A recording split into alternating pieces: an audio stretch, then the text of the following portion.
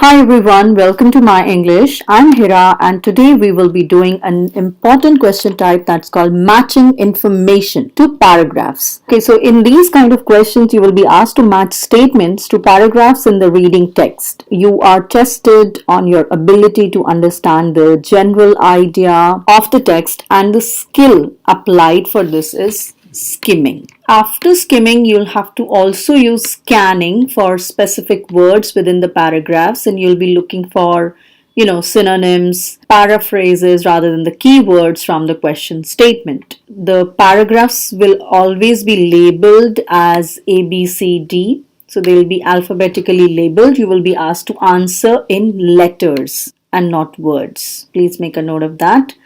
The answers do not appear in the same order as the questions. Mostly there will be more paragraphs than questions, and one paragraph may contain answers to more than one question. Let's get started with today's video. First of all, we'll identify what are the challenges. A couple of challenges I've already listed, but we'll still take a look at them.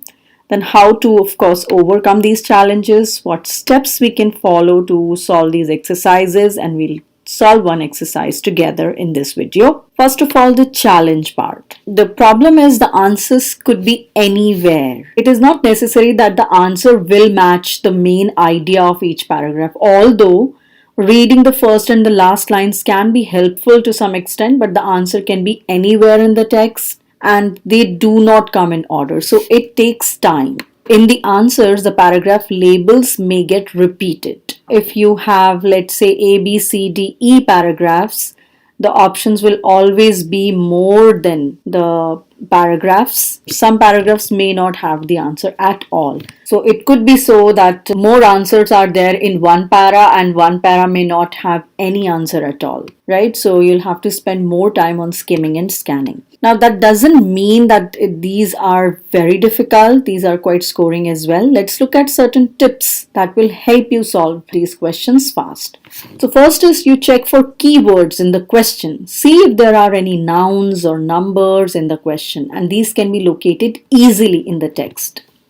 So look for proper nouns and numbers. Next is you always remember the use of synonyms in the text. For example, you might see 34% in the question, but it might just say just over a third or about a third in the text. So remember to do paraphrasing. Finally, if there is a combination question, do these questions in the end. Doing other questions first will make you, familiar with the passage, making it easier, simpler for you to find the correct answer for these questions. Let us understand what steps should we follow to solve these questions. The first thing that you do is you read the instructions carefully. Then you read the questions, of course, underline any important words in the question and try to understand the meaning of the question statement. Then you skim the reading text quickly to get the general meaning of the text and try to, write some words or short sentences that explain the main idea. Then you go to the statements again and predict which paragraph contains the answer. So right now you're still predicting. Then you go to the passage again, you scan it. So you read the paragraph that you think might contain the answer and scan for the specific information. So if you find a possible answer, underline it. And then you go back to the question again, mark the answer if it's correct. If not, move on to the other paragraphs and repeat the steps. So you should not waste more than 1 minute on one question. Now let's get started with one of the passages. We'll first look at the questions. This exercise is from Cambridge 15 General Test 1. These are questions 7 to 14, matching information questions. Let's first look at the questions and then we'll move on to the passage. Now, as you say that you can use any letter more than once. First one, handles at the side are hard to use. So hard to use, maybe difficult or something. Handles at the side. Cooks brown rice without making a mess. Automatically switches settings to keep the rice warm. So switches settings to keep the rice warm when cooked. It's difficult to get the removable top really clean. Underlining the keywords, because I'm not able to find any proper nouns or numbers, a selection of recipes is provided with the cooker. It has a handle at the top for carrying the cooker safely. Outside of the cooker doesn't get too hot, okay? You can put the pot in the dishwasher. Okay. So pause the video and skim the text.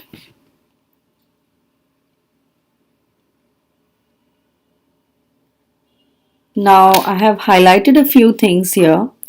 Look at this one. There are slight dirt traps around the rim of the lid. For A, it is 10th. So A is 10th. Family rice cooker. It is programmed to adjust the temperature once the rice is done so that it stops cooking but doesn't get cold. So that would be 9th. It automatically switches setting to keep the rice warm when cooked. So 9th will be B. This is how you should be doing it. Not number wise, it has to be done para wise. Then you have this one, dishwasher safe. Which one was dishwasher safe? C. It is 14th, that's C. Then you have range of ideas for rice dishes. Range of ideas is selection of recipes. So that's 11th and it is D. And it also says handles are tricky to grip. So handles at the side are hard to use. That would be again D. Then we have simple to use even when cooking brown rice. So there was a brown rice without making a mess. So simple to use without making a mess and cooks brown rice. So 8th is E. Exterior stays cool when in use. So the outside of the cooker doesn't get too hot. So doesn't get too hot or stays cool is the same thing. So that would be again E. So I hope you can see how the paraphrasing is done and how difficult it can get to paraphrase it properly. That's all from my end today. I will see you with the next video. Till then, take care and stay safe. Bye bye.